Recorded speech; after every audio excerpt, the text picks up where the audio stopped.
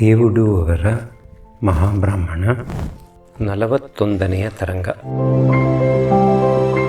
ವಿಶ್ವಾಮಿತ್ರನು ಒಂದು ಗಳಿಗೆ ಧ್ಯಾನದಲ್ಲಿದ್ದು ಪರಶುರಾಮನ ಮಾತಿಗೆ ಪ್ರತಿ ಹೇಳದೆ ಹೊರಗೆ ಬಂದು ಪಾರಿಜಾತದ ನೆರಳಿನಲ್ಲಿದ್ದ ಹಾಸುಗಲ್ಲಿನ ಮೇಲೆ ಕುಳಿತನು.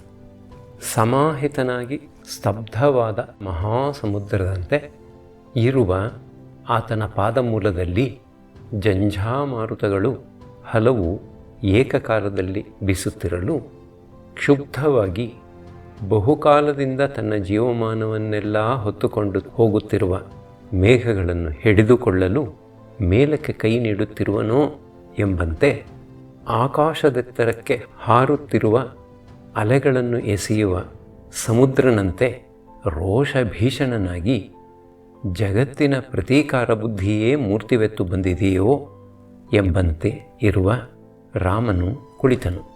ವಿಶ್ವಾಮಿತ್ರನು ಕೇಳಿದನು, ರಾಮ, ನೀನು ನನ್ನ ಅಪ್ಪಣೆಯನ್ನು ಕೇಳಬೇಕು ಏಕೆ? ನಮ್ಮ ಕುಲದೇವರೆಲ್ಲರೂ ಒಂದೇ ಗಂಟಲಿನಿಂದ ಆಗಬಹುದು ಎಂದಿದ್ದಾರೆ.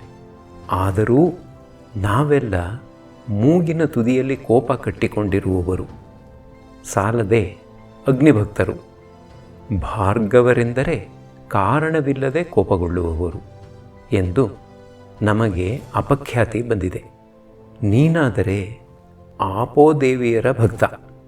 ನಿನ್ನ ಶಾಂತಿ ನಮಗೆ ಎಲ್ಲಿಯದು ಎಂದು ಎಲ್ಲರೂ ನಿನಗೆ ಹೇಳಿ ಈ ಕಾರ್ಯ ಮಾಡುವುದು ಎಂದು ಒಪ್ಪಿದ್ದಾರೆ. ನಮ್ಮ ಕುಲವೆಲ್ಲ ತನ್ನ ತೇಜಸ್ಸನ್ನು, ತನ್ನ ತಪಸ್ಸನ್ನು, ತನ್ನ ವರ್ಚಸ್ಸನ್ನು ನನಗೆ ಕೊಟ್ಟಿದೆ.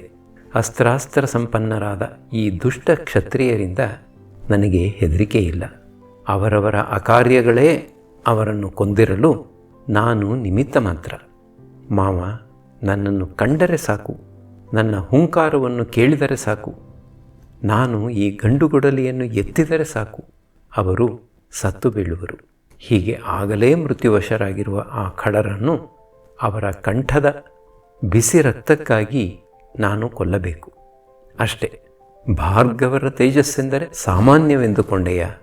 ಸಂಕಲ್ಪ ಮಾಡುತ್ತಿದ್ದ ಹಾಗೆಯೇ ಲೋಕಗಳನ್ನೆಲ್ಲ ದಹಿಸಿಬಿಡುವುದು.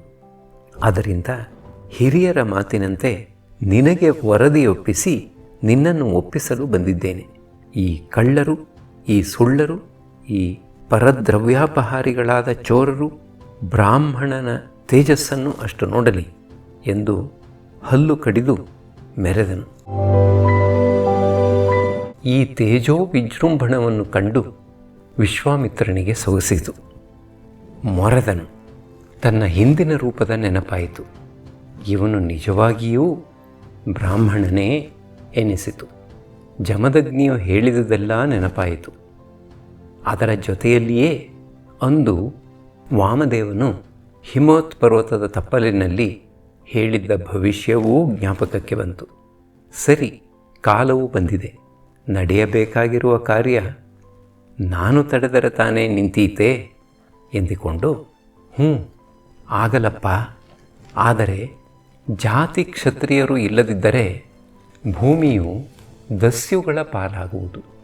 ಆದ್ದರಿಂದ ಅವರನ್ನು ಬಿಟ್ಟು ದುಷ್ಟರನ್ನು ಸಂಹಾರ ಮಾಡು ಎಂದನು. ಕ್ಷತ್ರಿಯನೆಂದು ಎದುರು ನಿಂತ ಮೇಲೆ ಅವನು ಶಿಷ್ಟನೇ ದುಷ್ಟನೇ ಎಂದು ಹೇಗೆ ಮಾವ ಕಂಡುಕೊಳ್ಳುವುದು? ಕಷ್ಟವಿಲ್ಲ. ಶಿಷ್ಟರು ಯಾವಾಗಲೂ ಸಂಪ್ರದಾಯ ಶರಣರು. ನಿನ್ನನ್ನು ಕಂಡು ಮಧುಪರ್ಕವನ್ನು ಕೊಟ್ಟವನು ಶಿಷ್ಟ.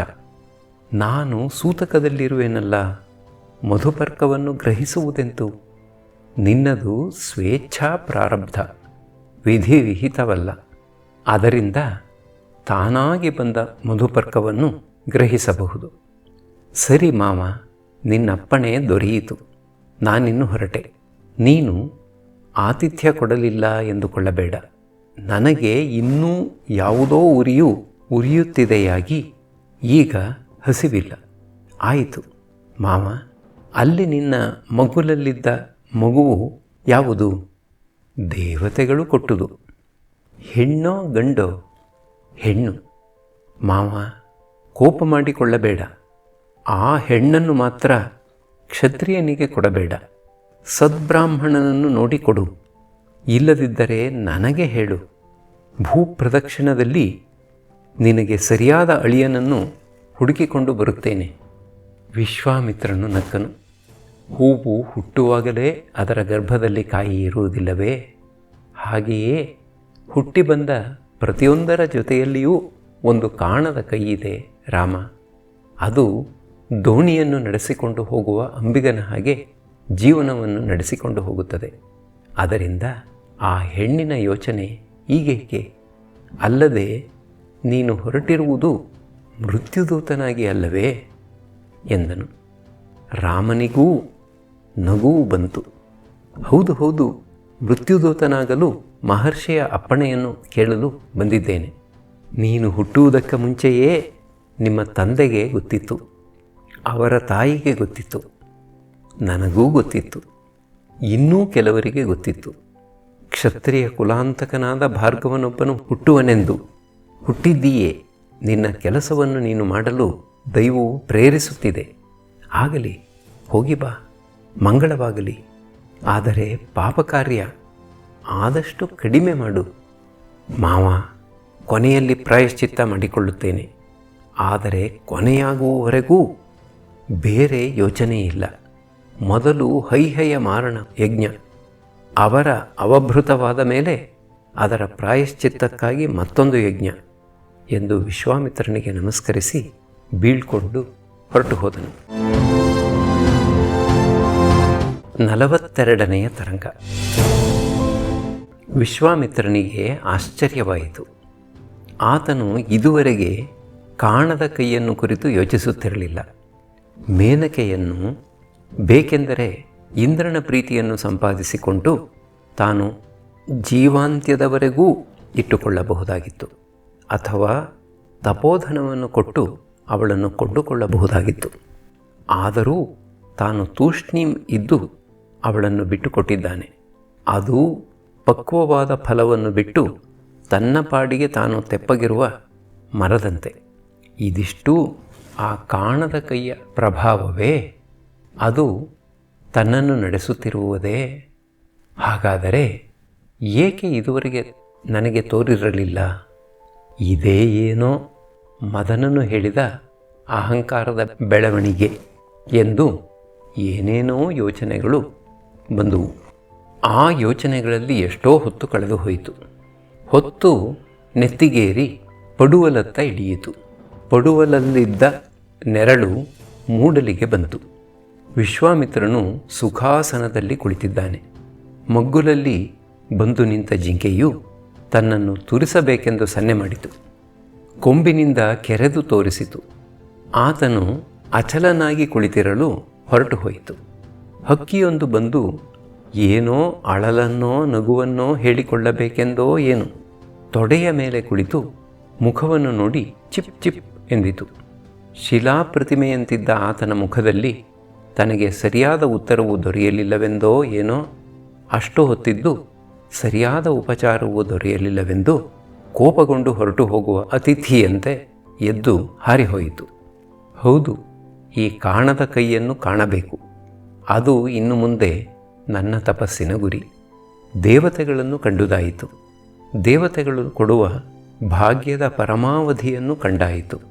ಇನ್ನು ಆಗಬೇಕಾದುದೇನು? ಕಾಣದ ಕೈ ಕಾಣುವುದೊಂದೇ ಕೆಲಸ. ಅದಕ್ಕಾಗಿ ಮತ್ತೆ ಹಿಮಾಲಯದ ಪರ್ವತದ ಕಂದರದಲ್ಲಿ ಗಿರಿನದಿಯೊಂದರ ಪಕ್ಕದ ಗುಹೆಯಲ್ಲಿ ಇದ್ದು ಬಿಡುವುದು. ಅಷ್ಟರೊಳಗಾಗಿ ಬಹಿರ್ಮುಖವಾಯಿತು. ಮತ್ತೆ ಮಗುವಿನ ಯೋಚನೆ ಬಂತು. ಈ ಮಗುವಿಗೆ ಅನ್ನಪಾನ ಯೋಚನೆ ಇಲ್ಲದಿದ್ದರೂ ಉಪಚಾರ ಬೇಕು. ಆ ಉಪಚಾರಕ್ಕೆ ನಾನು ನಿಂತರೆ ನನ್ನ ತಪಸ್ಸು ನಡೆಯುವುದಿಲ್ಲ. ಏನು ಮಾಡುವುದು?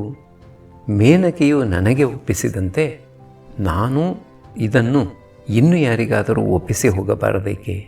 ಹೌದು, ಇದೇ ಮಾಲಿನಿಯ ತೀರದಲ್ಲಿ ಎಷ್ಟೋ ಆಶ್ರಮಗಳಿವೆ. ಅಲ್ಲಿರುವ ಮಹರ್ಷಿಗಳಲ್ಲಿ ಯಾರಾದರೊಬ್ಬರಿಗೆ ಇದನ್ನು ಒಪ್ಪಿಸುವುದು. ಆದರೆ ಯಾರಿಗೆ ಒಪ್ಪಿಸಬೇಕು? ಕಾಶ್ಯಪರ ಆಶ್ರಮದಲ್ಲಿ ಕ್ಷತ್ರಿಯ ಕುಮಾರರು ಇರುತ್ತಾರೆ, ಅದು ಬೇಡ. ಆತ್ರೇಯರ ಆಶ್ರಮದಲ್ಲಿ ಅವಧೂತ ಸಂಪ್ರದಾಯ, ಅವರು ಜಾತಿಯನ್ನು ಗೌರವಿಸುವವರಲ್ಲ.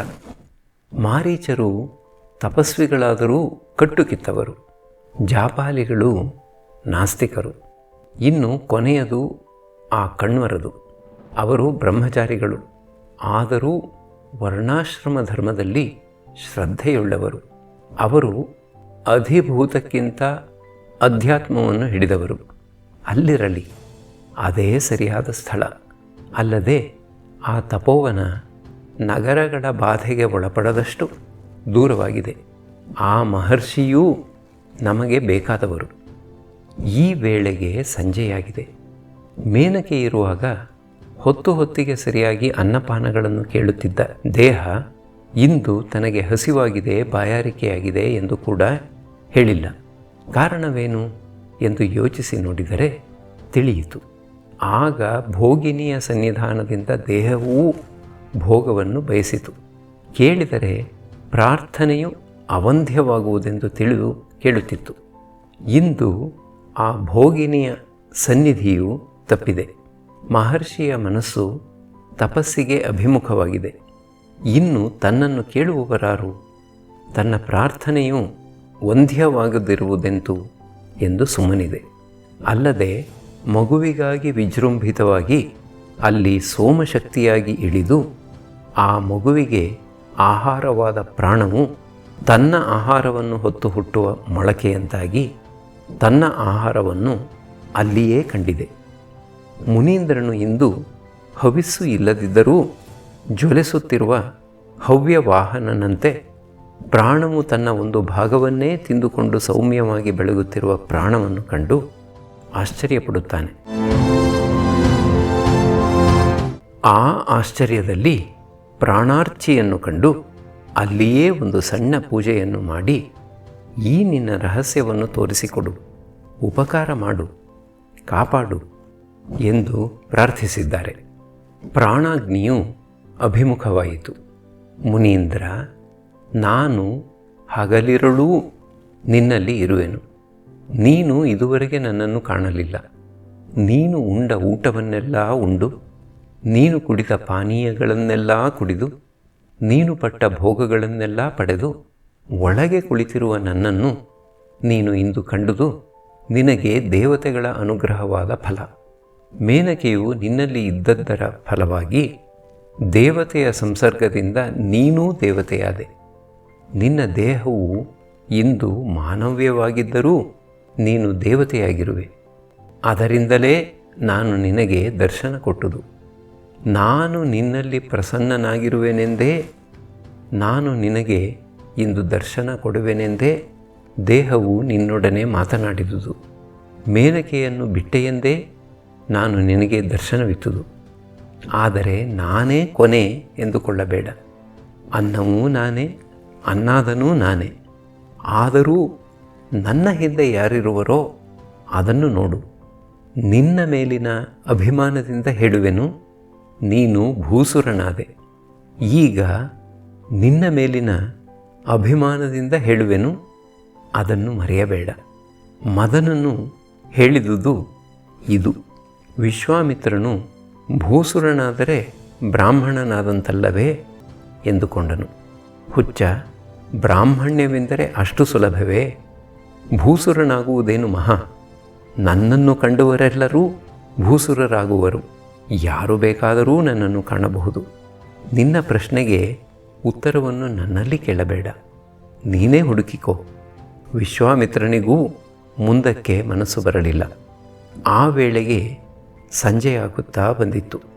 ವಿಶ್ವಾಮಿತ್ರನು ಮಗುವನ್ನು ಕರೆದುಕೊಂಡು ಹೋಗಿ ಕಣ್ವರಲ್ಲಿ ಒಪ್ಪಿಸಿದನು. ಅವರು, ಹೌದು ಹೌದು, ಈ ಮಗುವು ನಮಗೆ ಬೇಕಾಗಿತ್ತು ಎಂದು ವಿಶ್ವಾಸದಿಂದ ವಿಶ್ವಾಮಿತ್ರ ಪುತ್ರಿಯನ್ನು ದತ್ತುಪುತ್ರಿಯನ್ನಾಗಿ ಸ್ವೀಕರಿಸಿದನು. ತ್ರಿಕಾಲಜ್ಞರಾದ ಅವರೂ ವಿಶ್ವಾಮಿತ್ರನು ಬ್ರಾಹ್ಮಣನಾದನೇ ಎಂಬ ಪ್ರಶ್ನೆಗೆ ಉತ್ತರ ಹೇಳಲಿಲ್ಲ. ಆತನೂ ಅವರನ್ನು ಬಲವಂತ ಮಾಡಲಿಲ್ಲ.